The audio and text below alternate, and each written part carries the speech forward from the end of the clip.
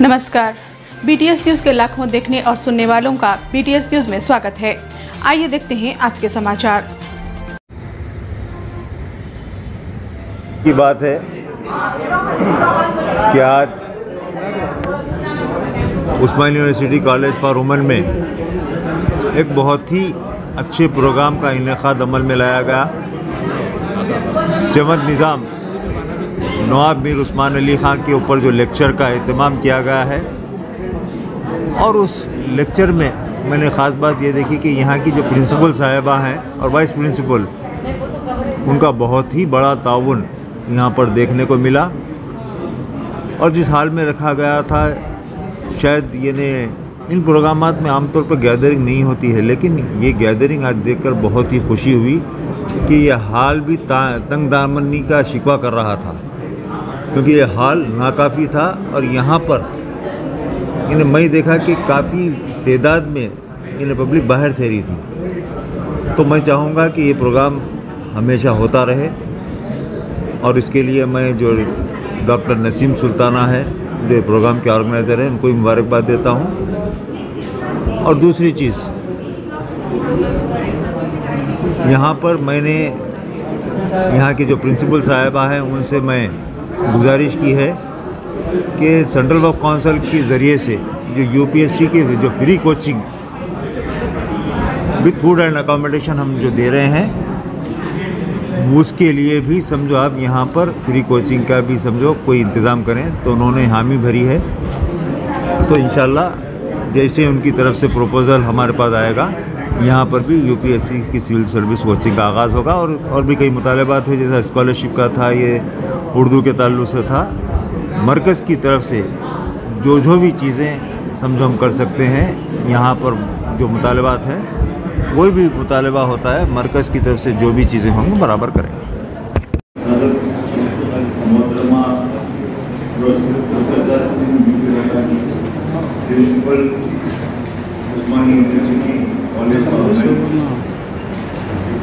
Professor करीम मुहिद्दीन साहब, vice principal doctor Kavita ji, और जो आज जोर से रखा गया है निज़ाम नवाब मीर उस्मान अली ख़ान, जिनकी याद में ये जो लेक्चर रखा गया है, उन्हीं के खानदान के चश्मो चिराग और उनके पोते प्रिंस नजफ अली खान साहब, प्रोफेसर शाहिद नौकेदारवी साहब, प्रोफेसर अजीज बानो साहिबा, प्रोफेसर सैयद मिर्जा मजीद बेदार साहब, और मुंशी वफार के ब्यूरो चीफ रहमान खान साहब, और इस प्रोग्राम की कन्वीनर डॉक्टर सैयदा नसीम सुल्ताना साहबा, हाज़रीन महफिल, ये प्रोग्राम जो आज यहाँ पर मुनक़्क़द किया गया है, मैं उसके लिए खास तौर पर इस प्रोग्राम की कन्वीनर को मुबारकबाद पेश करता हूँ, और साथ ही इस कॉलेज के प्रिंसिपल साहिबा, जिन्होंने इस महफिल का इनेकाद किया, उन्हें मुबारकबाद पेश करता हूँ।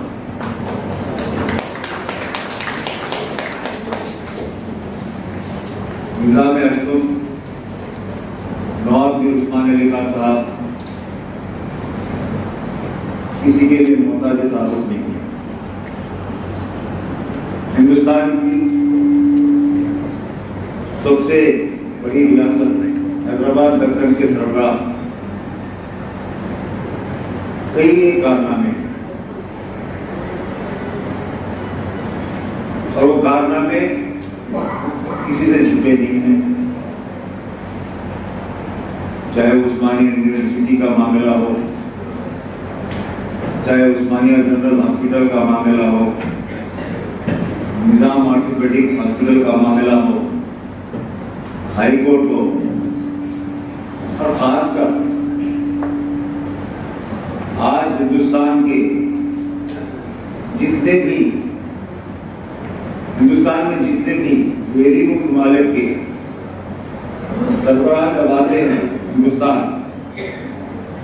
उनकी ज़ियाफत और उनकी मेहमान नवाजी किसी और मुकाम पर नहीं होती है, बल्कि दिल्ली के हैदराबाद में हाउस में होती है, जिसकी तामीर भी नवाब मीर उस्मान अली खान साहब ने कई एक कारनामे हैं। हिंदुस्तान के दौलतमंद तरीन बादशाह, लेकिन जिंदगी फकीरों, मुझे जब उनका इंतकाल हुआ मैं 8 साल का, और उनकी मौदा पे मैं शरीक था मेरे वालिद के साथ, और मेरे वालिद के लिए बाज़ाब्ता फरमान जारी हुआ था निज़ाम हैदराबाद की तरफ से कि उनको मिलने के लिए इजाजत की जरूरत, और मैं खुद भी मिला हूँ, बहुत छोटा था, मैं खुद भी मिला हूँ और उनकी मामूली चारपाई भी देखा हूँ, और बहुत ही खस्ता हाल में उनकी बेडशीट भी देखा हूँ, और उनके कपड़े भी देखा हूँ। मेरे वकील भी अच्छे कपड़े पहनता है, लेकिन उससे बड़े पुराने कपड़े पहने हुए एक दुनिया का दौलतमंद गरीब बादशाह हो, और उससे हटके और एक चीज थी जो आज खत्म हो गई है।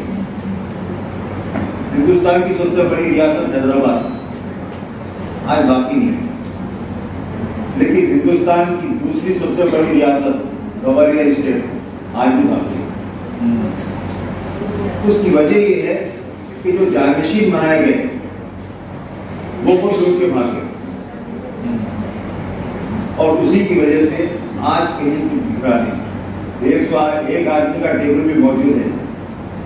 जब यहाँ पर हमारे मुल्क के प्रधानमंत्री नरेंद्र मोदी जी ने हाल ही में ट्रम्प की जो बेटी जो आई थी इलंका, उसकी ज़ियाफत की थी उसी 101 आदमी के टेबल पर, जो कि निज़ाम का स्पेशल टेबल पर।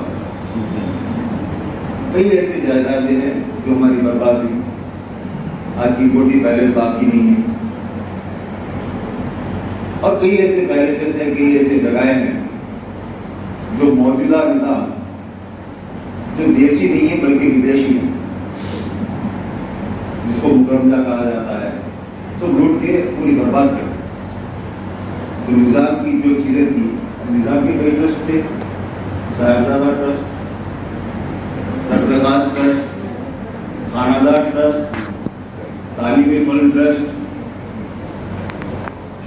मुहर्रम के लिए दीदी के आलम का ट्रस्ट, खादी के लिए ट्रस्ट, कहाँ है वो ट्रस्ट? कौन खा गए? आज उनके पास जो प्रॉपर्टीज हैं, क्योंकि मैं सेंट्रल ऑफ काउंसिल का मेंबर हूँ, बहुत अच्छी तरीके से बात हूँ, उमूर मजहबी में जो प्रॉपर्टीज हैं, कहाँ है वो प्रॉपर्टीज? क्या बर्बादी हुई है? आज किले में जाके देखिए, क्योंकि बहुत करीब से मैं वाकिफ हूँ, जितने इनके कब्जे में प्रॉपर्टीज हैं वह जुमला पूरों की बर्बादी हुई है, और आज भी हो रही है, आज भी हो रही है। तो बड़ा दुख होता है, दर्द होता है, जो एक फकीर बन के, एक बादशाह जो फकीर बन के जिस अंदाज में उन्होंने सबको आगे बढ़ाया, चाहे वो तालीमी मैदान हो, उस्मानिया यूनिवर्सिटी जब बनी तो बाबा साहब अम्बेडकर, तो उन्होंने स्कॉलरशिप का ऑफर किया, बाबा कौम स्कॉलरशिप का ऑफर किया था, उन्होंने इनकार किया। लेकिन आपको जानकर साथी होगा कि सबसे पहली यूनिवर्सिटी की जो डॉक्टरेट की डिग्री मिली वो बाबा साहब अम्बेडकर। उसी तरीके से रविंद्रनाथ टैगोर,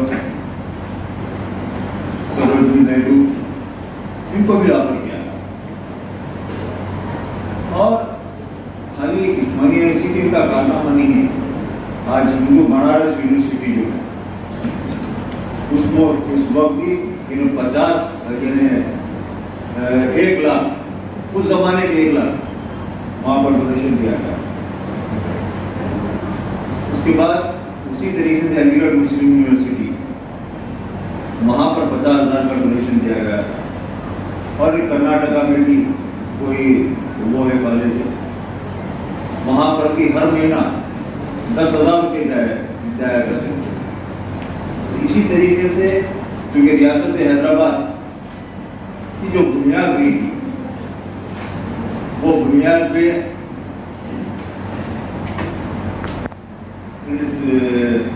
आपके हुआ था, मैं आपको, और वो 1748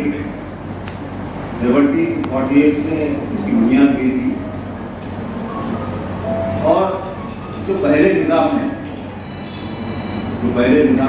इसके बाद से हाल ही में मैं महाराष्ट्र स्टेट ऑफ बोर्ड के विजिट पर गया था औरंगाबाद, तो मुझे फुल्लाबाद में उनकी मज़ार पर भी जाने का मौका मिला। तो पहले निज़ाम आसिफ जाही निज़ाम जो है उनकी मज़ार पर भी जाने, मैं आज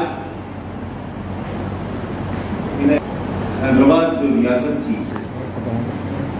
वो रियासत में महाराष्ट्र के 5 अजला जो आज महाराष्ट्र में है, और कर्नाटक के 3 अजला और तेलंगाना। आज यहाँ की हुकूमत जब कायम हुई थी, तेलंगाना स्टेट अलहदा होने के बाद, हमारे वजीर आला ने बहुत सारे वादे किए, और जिस तरीके से अभी जो उर्दू को दूसरी सरकारी लैंग्वेज भी बनाया गया, लेकिन उर्दू का क्या हाल आज यहाँ पर है वो सब आपकी नजरों के सामने है। वादे तो बहुत हमारे वज़ीर आला ने किए, चीफ मिनिस्टर ने किए, और बहुत ही ऊंचाई पे निजाम को पता है। आज उस्मानिया दवाखाना, उसका अशर देखिए, क्योंकि कोई भी हेरिटेज इमारत 450 साल पहले बना हुआ चार मीनार, उसको हम हेरिटेज का स्ट्रक्चर जो है उसको महफूज कर सकते हैं। तो उस्मानिया दवाखाना 450 साल पुराना तो नहीं है, सेक्रेटेरिएट है, लेकिन हर चीज तोड़ना, हर चीज बर्बाद करना हमारी ये मौजूदा हुकूमत जो तेलंगाना की है उसका कारनामा है। तो आज इतने इल्जाम तो समझो काफी समझो किए जाते हैं, जैसा कि आप हमारे कन्वीनर ने कुछ मुतालिबा किया उर्दू के लिए। वैसे मिनिस्ट्री ऑफ पहले मरकजी हुकूमत में HRD जो इदारा था तो वो एजुकेशन मिनिस्ट्री हो गई। तो वो एजुकेशन मिनिस्ट्री के जरिए से कई लेक्चर्स और तमाम चीज़ों के लिए इमदाद भी दी जाती है। उससे हट के ministry of minority affairs government of India की तरफ से जो स्कॉलरशिप की अगर बात की जाती है तो सेंट्रल स्कॉलरशिप जो भी होती है, और खासकर लड़कियों के लिए 9th क्लास से लेकर 12th क्लास तक स्पेशली लड़कियों के लिए क्लासेस है। और अभी हमारे प्रिंसिपल साहिबा भी मौजूद हैं, और एक हिंदुस्तान के समझो एक बहुत बड़े इदारे यूनिवर्सिटी का एक बहुत बड़ा मुकाम है, क्योंकि जब भी कोई ग्रेजुएशन करता है या पोस्ट ग्रेजुएशन करता है तो खासतौर से BA ब्रैकेट में OSM जरूर लिखता है, उस्मानिया B.Com OSM जरूर लिखता है, क्योंकि ये इदारा काबिल फख्र इदारा है और इसका एक अलग मुकाम है, उस्मानिया यूनिवर्सिटी की अलग पहचान है। तो हम सेंट्रल वक्फ काउंसिल की तरफ से भी, खासतौर से सेंट्रल वक्फ काउंसिल की तरफ से भी करे हैं, सेंट्रल कमेटी की तरफ से करे हैं, UPSC की फ्री कोचिंग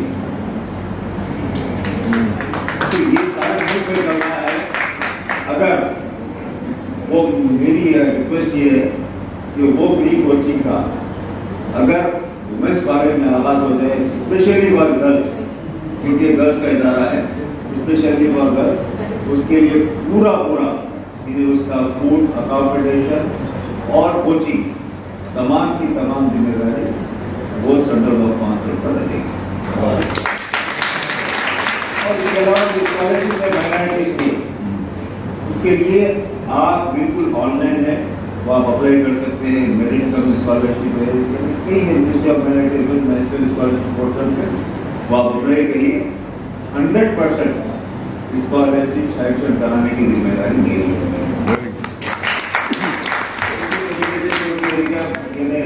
टाइम तो था 10:30 से 12:30, क्योंकि नसीब सुल्तान अभी मेरे सामने नहीं है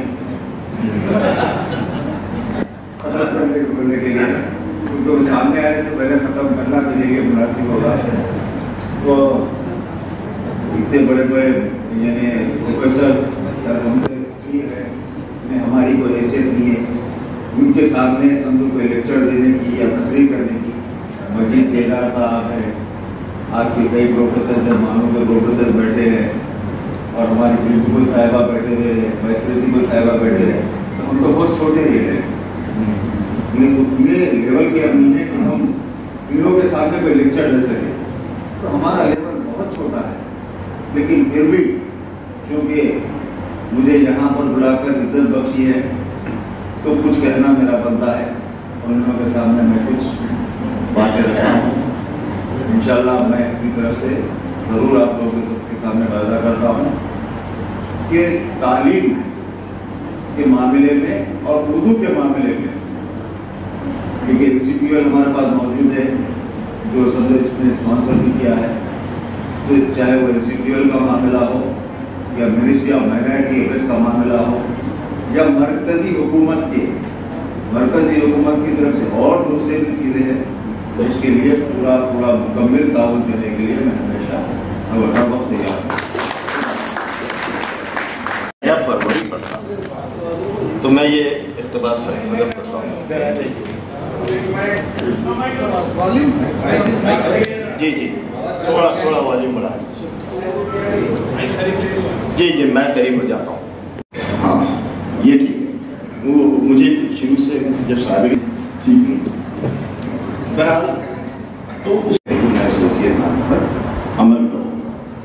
हैदराबाद मुल्क की दीगर देसी रियासतों की तरह महज एक रियासत रेलवे की इसकी एक नीति हैदराबाद के बाद इकरार हिंदुस्तानी रियासतों के लिए बाज नवाबों और राजाओं के टक्कर के थे। हुकूमत का फरमा रवा मुसलमान था, जिसके सबब हैदराबाद में कोई शक नहीं कि मुसलमानों को सियासी बढ़तरी हासिल की, मगर हिंदुओं के साथ रियासत का बर्ताव आदिलाना और मुशरिकाना था। हिंदू मुसलमानों से ज्यादा खुशहाल थे। देहात का पूरा नज़्म-ओ-नस्ब हिंदू पटवारियों और पटेलों के हाथ में था।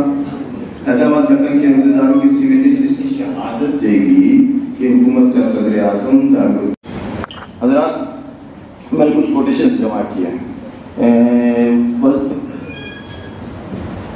वज़ीर आज़म से लेकर ज़िले और ताल्लुकाती सतहों पर हुकूमती इदारों में हर फिरके और हर मजहब के अफराद को नुमाइंदगी हासिल थी।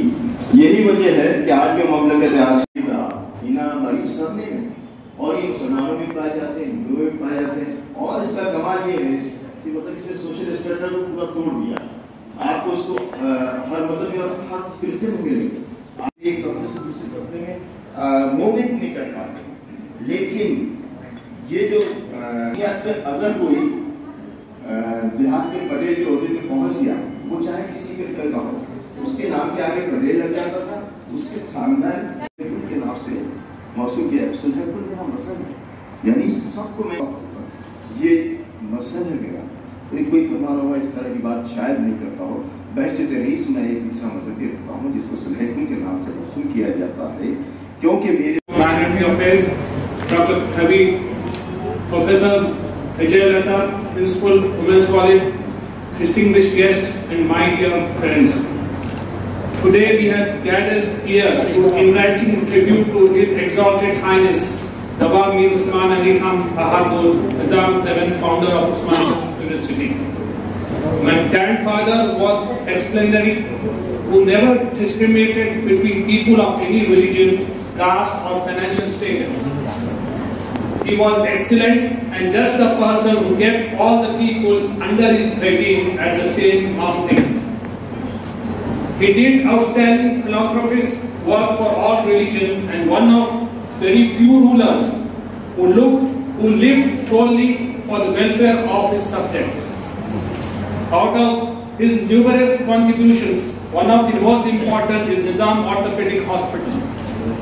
He built this hospital for the poor who didn't have the means to travel for the treatment and gave it on lease for rupees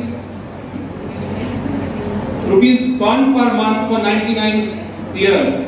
He founded the Nizam Charitable Trust in 1951 for 5 crores for the poor irrespective of any religion. He also gave donations to universities like Banaras Hindu University and Aligarh University.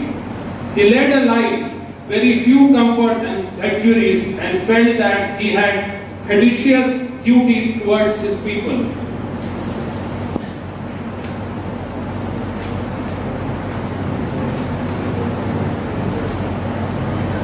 Many requests have been ignored by the state government for including a lesson on Nizam in history textbooks or to organize a birth anniversary for the late Nizam as an official event every year in recognition of his obtained contributions and transforming of Hyderabad into a modern city.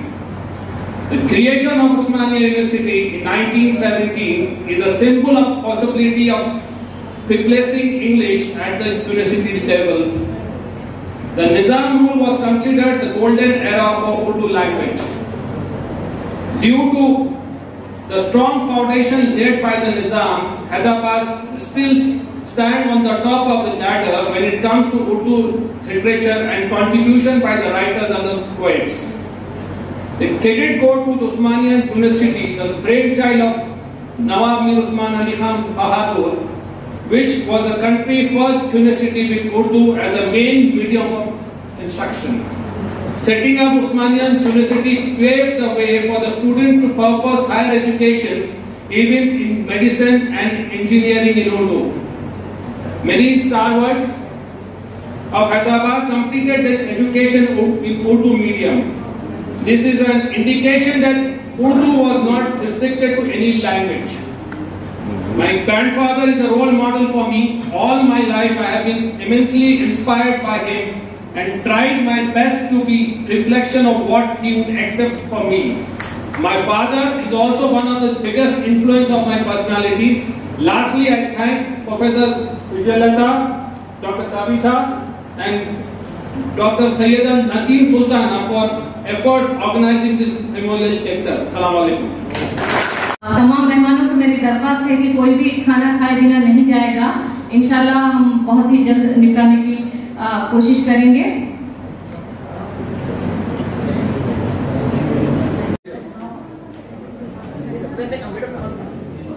Madam आपका college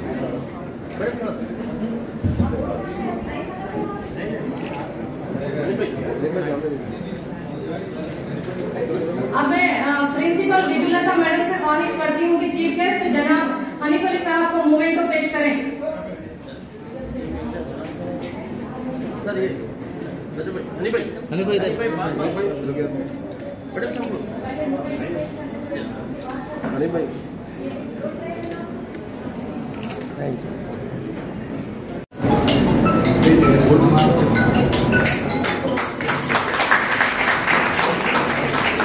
principal विजुलता madam से ख्वाहिश करती हूँ कि special guest Prince Najaf Ali Khan साहब को memento पेश करें।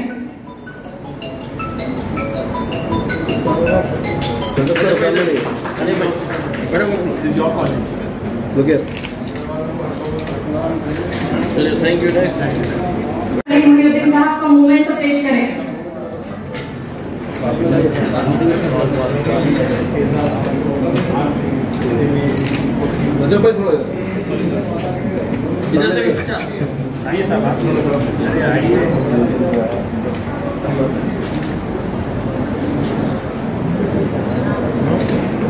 चीफ गेस्ट अली साहब से ख्वाहिश करती हूँ कि प्रोफेसर मजीद बेदा, नजफ अली खान साहब से दरख्वास्त करती हूँ कि प्रोफेसर शाहिद नौखे साहब की शालपोशी फरमाएं।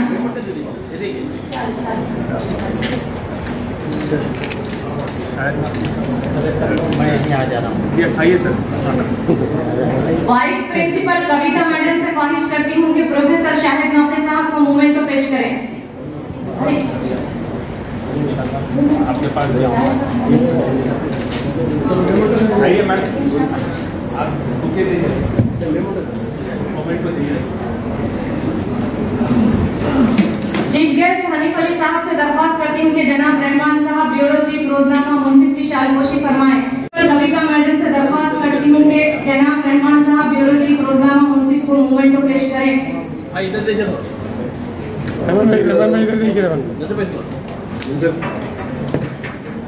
जीजा हनीफ भाई थोड़ा आइए मैडम ये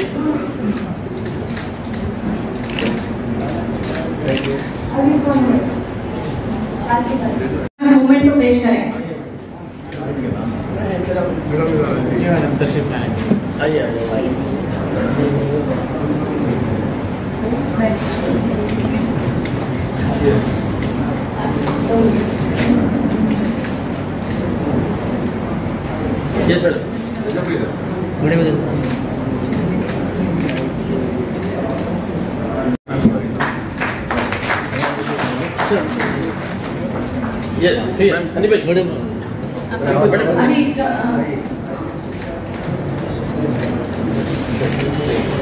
अब कविता मैडम वाइस प्रिंसिपल साहब मोमेंटो दीजिए। चलिए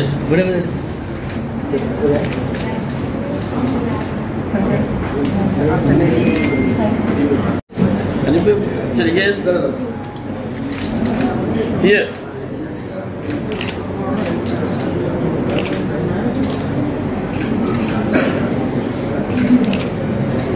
Thank you. तो दिन गुजर जाएंगे लेकिन कारनामे कम नहीं होंगे। ये वाहिद हिंदुस्तानी बादशाह है जिसने अपनी हुकूमत में अदालत को हुकूमत से अलग किया, अदालत को हुकूमत से अलग किया, वरना हुकूमत जो चाहती है वो फैसले होते हैं। ये बहुत बड़ा कानून है इंसाफ को जारी और सारी रखने का। दूसरी चीज, ये बादशाह वक्त थे, अपनी मर्जी चला सकते थे, उनकी अपनी असेंबली थी, उसके अलावा उन्होंने बाबे हुकूमत कायम किया था। बाबे हुकूमत का काम ये था, बादशाह किसी चीज से नाराज हो जाए तो बाबे हुकूमत उसको रिजेक्ट कर सकता था। किसी जमहूरियत में ये चीज आपको दिखाई नहीं देगी। ये जनरल एडमिनिस्ट्रेटिव डिपार्टमेंट। ये कारनामे अगर कहता चलूं तो इतने हैं कि वक्त काफी होगा। अदबी, मजहबी, सियासी, माशी, माशरती, समाजी पसमंजर में सबसे कि जिस बिल्डिंग्स हमको दिए गए हैं, जो उस्मानी हॉस्पिटल, जो वुमेंस कॉलेज रेजिडेंसी कोठी, जो आर्ट्स कॉलेज, ऐसे ऐसे इमारतें हमको गिफ्ट दिए, इसको बोलते हैं गिफ्ट। अभी मैं 5 मिनट जो गायब हो गई, सिटी कॉलेज के हेरिटेज क्लब के वाले आए थे मिलने, क्योंकि सिटी कॉलेज अभी 100 साल पुराना, वो भी हिस्ट्री है, वो भी गिफ्ट है। किधर है मौसीकी बेड पे overlooking Osmania general hospital, neighbour of high court, उस समय आसफिया लाइब्रेरी जो अभी जिक्र किए थे। ऐसे ऐसे बिल्डिंग जो हमारे पास हैदराबाद में है मौजूद है। DSO अलग छोड़ के गए, अब कौन है ओनर्स? हम। कस्टोडियन ऑर्गेनाइजेशन जो टेम्परेरी कस्टोडियंस है, हमारे पैसों से प्रोटेक्ट करना चाहिए। नजम भाई साहब यहाँ है, हम लोग मिलके गए थे उस्मानिया जनरल हॉस्पिटल में। अपने पास है खूबसूरत, मजबूत, हिस्टोरिक, दुनिया में और कहीं नहीं है ऐसे बिल्डिंग्स। मैं इंटैक्ट हैदराबाद की कन्वीनर हूँ, intact Indian national trust in art and cultural heritage.